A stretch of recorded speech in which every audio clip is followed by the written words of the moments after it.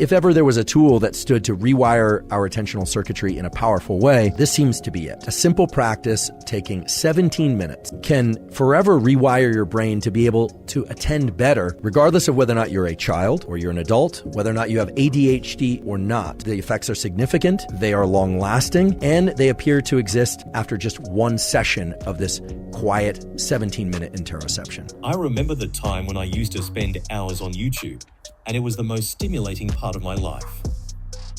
Then TikTok came along and destroyed my attention span. And to make things worse, we have Minecraft jump and run videos on TikTok. So our brains are attacked with stimulation when they are already overstimulated. It's safe to say our brains are trained to lack focus. That's why you look at the jump and run video rather than the steady text. Let's fix that. I introduce to you Dr. Andrew Huberman. So let's take a step back and think about how we focus and how to get better at focus. And I'm going to share with you a tool for which there are terrific research data that will allow you in a single session to enhance your ability to focus, in theory, forever. And no, I'm not going to try and convince you to meditate. What we're about to talk about is when attention works and when attention falters.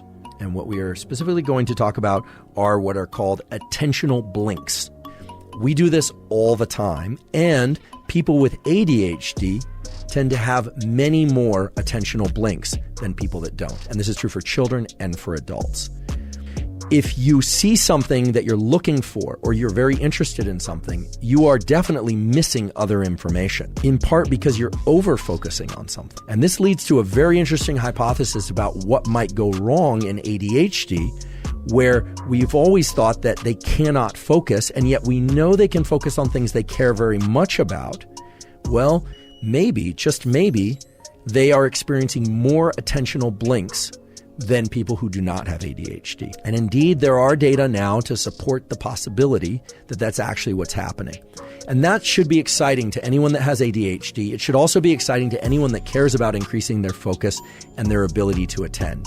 What this is saying is that these circuits that underlie focus and our ability to attend and our ability to eliminate distraction, they aren't just failing to focus. That's just a semantic way of describing the outcome. They are over-focusing on certain things and thereby missing other things. And so our distractibility, or the distractibility of somebody with ADHD, could exist because they are over-focusing on certain elements and they are therefore missing other elements that they should be attending to. So what they really need is this property that we call open monitoring. Now, open monitoring is something typically is associated with people who have done a lot of meditation, so-called Vipassana meditation, or have spent a lot of time learning how to do what's called open gaze visual analysis and open gaze thinking. But there's a simpler version of this that allows us to bypass all that. Your visual system has two modes of processing. If you're very excited about something, you're in that soda straw view of the world and you're missing other things. Okay, that's high levels of attention. However, there's also a property of your visual system that allows you to dilate your gaze to be in so-called panoramic vision. Panoramic vision is something you can do right now, no matter where you are, and I can do it right now. You won't know that I'm doing it, but even though I'm still looking directly at you, I'm consciously dilating my gaze so that I can see the ceiling, the floor, and the walls all around me. That panoramic vision is actually mediated by a separate stream or set of neural circuits going from the eye into the brain, and it's a stream or set of circuits that isn't just wide-angle view. It also is better at processing things in time. Its frame rate is higher. So this is something that can be trained up and people can practice, whether or not they have ADHD or not. What it involves is learning how to dilate your gaze consciously. That's actually quite easy for most people. Whether or not you wear corrective lenses or contacts or not, you can consciously go into open gaze and then you can contract your field of view as well. There are now published accounts in the literature of a simple practice done for about 15 minutes where subjects were asked to just sit quietly, eyes closed, and do what is sort of akin to meditation, but to not direct their mind into any particular state or place, but simply to think about their breathing and to focus on their so-called interoception, focus on how their body feels, if their mind drifted, to bring it back, for about 15 minutes. That might not seem like a significant or unusual practice, or that it would have any impact at all, but remarkably, just doing that once for 17 minutes significantly reduced the number of attentional blinks that people would carry out. In other words, their focus got better in a near permanent way without any additional training. There's something about that practice of reducing the amount of visual information coming in and learning to pay attention to one's internal state, what we call interoception, that allowed them an awareness such that when they needed to look for visual targets, when they need to focus on multiple things in sequence, they didn't experience the same number of attentional blinks.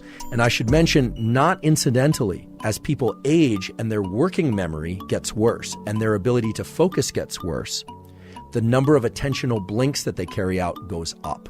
And there are now studies exploring whether or not this simple meditation-like practice of 15 to 20 minutes or so of sitting and just quietly resting and paying attention to one's breathing and internal state can also offset some of that age-related, what is called cognitive decline. So what these data tell me is that regardless of whether or not you're a child or you're an adult, whether or not you have ADHD or not, whether or not you're experiencing age-related cognitive decline, or you would simply like to avoid age-related cognitive decline, a simple practice of taking 17 minutes, sitting and paying attention to your internal state, just interocepting, registering your breathing, registering the contact of your skin with whatever surface you're on, can forever rewire your brain to be able to attend better and possibly even offset some of that age-related attentional drift.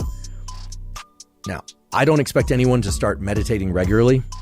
I don't expect anyone to do anything they don't want to do, but I think most of us could handle one meditation session of 17 minutes or so. And so if ever there was a tool that stood to rewire our attentional circuitry in a powerful way, this seems to be it. And in addition, the ability to engage in panoramic vision, to dilate our gaze, this so-called open monitoring that allows the brain to function in a way that it can detect more information faster, that's a powerful tool as well. And the beauty of that tool is that it works the first time and it works every time. Now, how exactly it works is a little bit unclear. Nonetheless, the effects are significant, they are long-lasting, and they appear to exist after just one session of this quiet 17-minute interoception.